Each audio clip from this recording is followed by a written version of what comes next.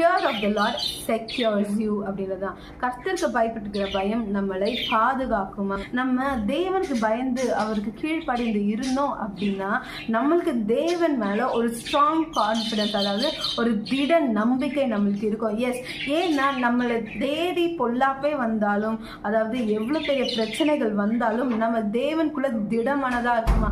ஆமா இதெல்லாம் வருது, ஆனா கர்த்தர் என்னோட இருக்கிறார். கர்த்தர் நம்மளுக்கு உரைத்துக்கிட்டே இருப்பார், நான் கூட இருக்கேன், நீ பயப்படாத பயப்படாத. இல்ல எப்போ நடக்கும், நம்ம தேவனுக்கு பயந்து கீழ்ப்படிந்து வாழும்போது தேவன் தன்னுடைய திட்டங்களை நம்மளுக்கு தெரிவிப்பார். அது மட்டும் இல்ல, ஆபத்து வரும்போது நம்மளை பாதுகாக்கிற அந்த ஒரு வல்லமையை நம்ம உணர்வோங்க. அது மட்டும் இல்ல, இந்த உலகத்துல நீங்க பாத்தீங்கன்னா நிறைய காரியங்கள் நம்மள ஹோப்லெஸ்ஸா தான் மாத்தோங்க. அதாவது நம்மள அந்த ஹோப்லெஸ் சிச்சுவேஷனுக்கு, அந்த நம்பிக்கையற்ற ஒரு சூழ்நிலைக்கு நம்மள தள்ளி விட்டுடும் நிறைய காரியங்கள் அப்படி நீங்க பாத்தீங்கன்னா. சோ ஆனா இன்றைக்கு